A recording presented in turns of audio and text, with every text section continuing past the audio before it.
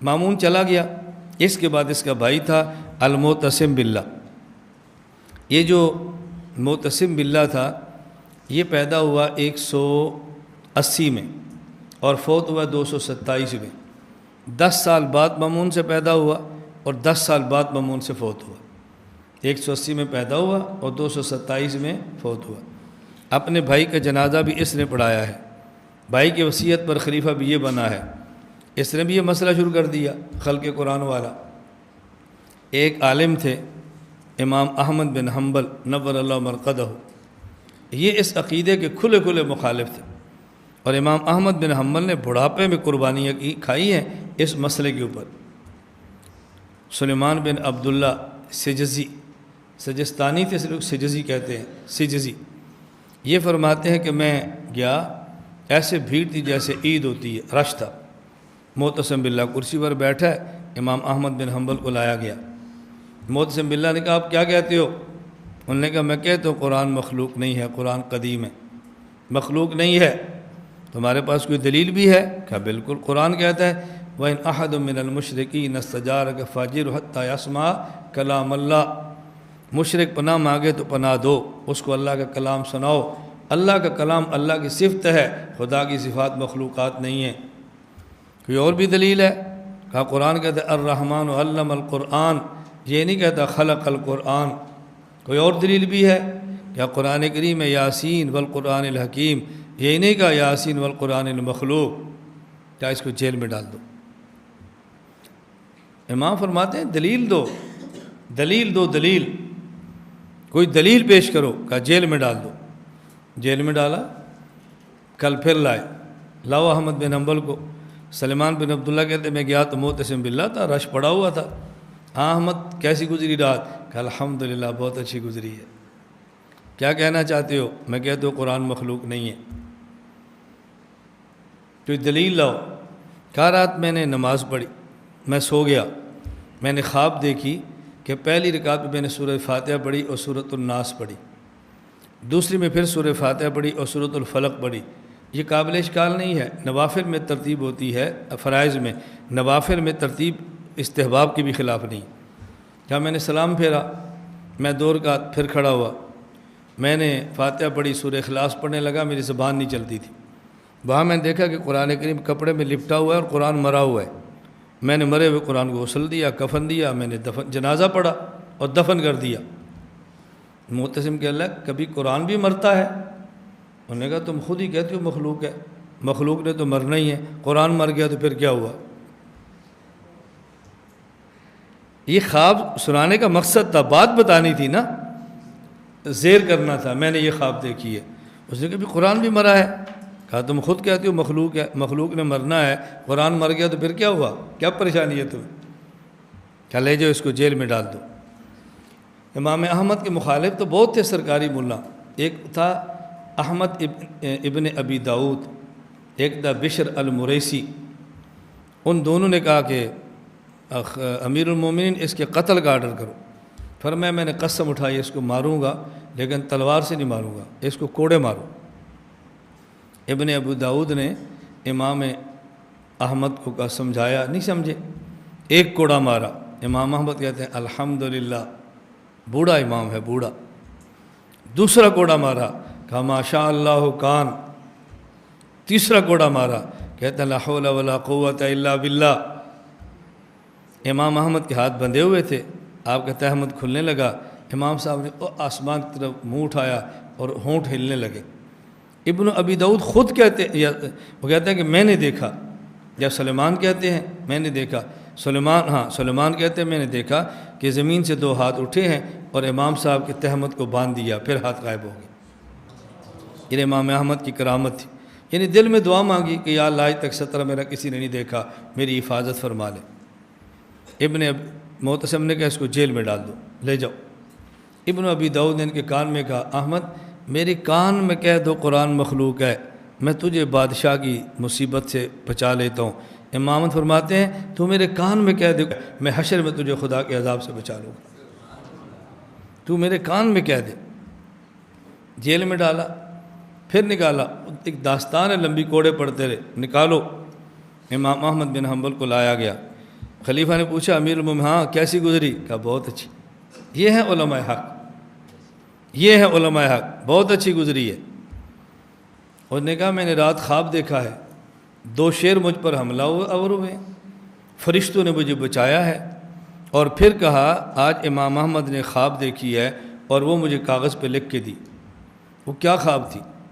امام احمد نے فرمایا کاغذ تمہارے پاس محفوظ ہے؟ کہا جی محفوظ ہے، میں نے صبح اٹھ کے خود کاغذ پڑھا ہے، پھر میں نے سمجھا ہے۔ امام احمد فرماتے ہیں میں نے خواب جو دیکھی تھی حشر برپا ہے، مجھے اللہ کے دربار میں پیش کیا گیا۔ اللہ نے پوچھا احمد تجھے تکلیفیں کیوں دی جا رہی ہیں؟ تجھے تکلیفیں کیوں دی گئی؟ میں نے کہا اللہ تیرے قرآن کی وجہ سے۔ فرمایا احمد تو کیا کہتا ہے؟ کہتا ہے یا اللہ میں کہتا ہوں قرآن تیرا کلام ہے، مخلوق نہیں ہے، تیرا کلام ہے تیرا۔ احمد تیرے پاس دلیل کیا ہے؟ کہا میں نے یہی بات عبدالرزاق سے سنی ہے، عبدالرزاق کو پیش کرو۔ تو کیا کہتا ہے؟ کہا جی میں کہتا ہوں قرآن اللہ تیرا کلام ہے، خالص تیرے لیے ہے۔ کہاں سے سنا ہے؟ کہا جی معمر سے، لاؤ اس کو۔ پھر معمر کو پیش کیا گیا۔ تو کیا کہتا ہے؟ قرآن اللہ تیرا کلام ہے، خالص تیرے لیے ہے۔ کہاں سے سنا ہے؟ کہا جی میں نے زہری سے۔ کہا زہری کو لاؤ، زہری کو پیش کیا گیا۔ تو کیا کہتا ہے؟ میں نے کہا قرآن اللہ تیرا کلام ہے، خالص تیرے لیے ہے، تیرے پاس کیا دلیل ہے؟ میں نے عروہ سے سنا ہے، عروہ کو لاؤ، عروہ کو پیش کیا گیا۔ تو کیا کہتا ہے؟ میں کہتا ہوں قرآن اللہ تیرا کلام ہے، خالص تیرے لیے ہے، تیرے پاس دلیل؟ کہا جی میں نے ام المومنین امی عائشہ سے سنا ہے رضی اللہ۔ فرمایا عائشہ کو لاؤ۔ حضرت عائشہ کو دربار میں، شاہی دربار ہے نا، اللہ کا دربار ہے، امی عائشہ بہت بڑی ہے ہم سے، اللہ کے سامنے کیا ہے؟ لاؤ۔ عائشہ تو کیا کہتی ہے؟ میں کہتی ہوں اللہ تیرا کلام، قرآن تیرا کلام ہے اور خالص تیرے لیے ہے، دلیل؟ کہا میں نے رسول اللہ صلی اللہ علیہ وسلم سے سنا ہے۔ کہا حضرت محمد کو لاؤ صلی اللہ علیہ وسلم۔ حضور پاک دربار میں آئے، محمد آپ کیا کہتے ہو؟ میں کہتا ہوں اللہ قرآن آپ کا کلام ہے، صرف آپ کے لیے ہے۔ کہاں سے سنا ہے؟ کہا جی جبریل نے بتایا ہے۔ کہا جبریل کو لاؤ۔ ہاں جبریل تم کیا کہتے ہو؟ میں کہتا ہوں قرآن اللہ تیرا کلام ہے، تو نے کہاں سے سنا ہے؟ کہا جی اسرافیل سے۔ کہا اسرافیل کو لاؤ۔ اسرافیل تم کیا کہتے ہو؟ میں کہتا ہوں قرآن اللہ تیرا کلام ہے، خالص تیرے لیے ہے، تمہارے پاس دلیل؟ کہا جی میں نے لوح محفوظ میں دیکھا ہے۔ کہا لوح محفوظ کو لاؤ۔ اللہ کا دربار ہے نا، شہنشاہ کا دربار ہے، لوح محفوظ سے کہا تو کیسے کہتا ہے لوح؟ تو نے کیسے کہا کلام؟ تو نے کیا کہا؟ کہا جی میں کہتا ہوں قرآن آپ کا کلام ہے، خالص آپ کے لیے، تیری دلیل کیا ہے؟ کہا جی قلم مجھ پہ ایسے ہی چلا ہے۔ ہاں قلم کو پیش کرو، قلم۔ ہاں تو کیا کہتا ہے؟ تیرا کیا کہنا ہے؟ قرآن اللہ تیرا کلام ہے، خالص تیرے لیے ہے، تجھے کیسے پتہ چلا؟ کہا اللہ جیسے آپ بولے ہیں ویسے ہی میں چلا ہوں، میری کیا اوقات ہے، جیسے آپ بولے ہیں ویسے ہی چلا ہوں۔ پھر کہتے ہیں اللہ پاک نے فرمایا قرآن میرا کلام ہے، خالص میرے لیے ہے۔ قلم نے ٹھیک کہا، لوح نے ٹھیک کہا، اسرافیل نے ٹھیک کہا، جبرائیل نے ٹھیک کہا، محمد نے ٹھیک کہا صلی اللہ علیہ وسلم، عائشہ نے ٹھیک کہا، عروہ نے ٹھیک کہا، زہری نے ٹھیک کہا، معمر نے ٹھیک کہا، عبدالرزاق نے ٹھیک کہا، احمد بن حنبل تو نے ٹھیک کہا۔ معتصم باللہ نے توبہ کر لی، یا ابن ابی داؤد اور بشر المریسی دونوں کی گردن اڑا دو اور احمد بن حنبل کو عزت کے ساتھ رخصت کر دو۔ دین کے لیے کچھ قربانیاں ہوتی ہیں، یہ یاد رکھنا، انجام سرکاری ملا کا نہیں ہوتا، انجام اللہ والوں کا ہوتا ہے، اچھا انجام ان کا ہوتا ہے۔ جیو، اہل حق بن کے جیو۔ کچھ وقت مشکلات، کچھ تکالیف آ سکتی ہیں، یہ نہیں کہ نہیں آئیں گی، پھر اللہ کریم فتوحات کے دروازے کھولیں گے۔ اذا جاء نصر اللہ والفتح، یہ وحی کا پہلا سال نہیں ہے، یہ آخری سال ہے۔ وَرَأَيْتَ النَّاسَ يَدْخُلُونَ فِي دِينِ اللَّهِ أَفْوَاجًا، یہ شروع میں نہیں ہے، یہ آخر میں ہے۔ اس لیے ہمارے مشائخ فرماتے ہیں اپنے مشائخ کی آخری زندگی دیکھو گے تو گمراہ ہو جائے گا، آخری زندگی کی نعمتیں نہ دیکھنا، ابتدائی زندگی مشکلات اور مشقتوں کو دیکھنا۔ ہمارے حضرت حکیم رحمۃ اللہ علیہ فرماتے آج تم اختر کو دیکھتے ہو، سفید کپڑے ہیں، اے سی لگائے، سفید کرسی پہ بیٹھے، پاؤں کے نیچے تکیے ہیں۔ یہ تم نے کبھی سوچا یہ اختر کا بڑھاپا ہے، اختر نے 18 سال کی جوانی اپنے 70 سال کے بوڑھے شیخ کے بڑھاپے پہ فدا کی ہے۔ تم نے یہ کبھی دیکھا؟ یہ ہمارے حضرت تھے شاہ عبدالغنی پھول پوری، حکیم الامت کے خلیفہ مجاز۔ حضرت ان کی خدمت کرتے، دوائیاں کوٹتے، ان کے لیے مربے بناتے، خمیرے بناتے۔ حضرت نے معارف مثنوی یہ شرح لکھی اور تقریض کے لیے مولانا بنوری کیا بھیجی۔ اور مولانا بنوری فرماتے میں نے معارف مثنوی دیکھی تو مجھے پتہ چلا کہ مولوی اختر مولوی ہے، ورنہ میں سمجھتا شاہ عبدالغنی پھول پوری نے نوکر رکھا ہوا ہے۔ جب تک یوں آپ فنا نہیں ہوتے نا، بھول جاؤ کہ کچھ ملے، بس یوں فنا ہو جاؤ، پھر فتوحات کے دروازے دیکھو۔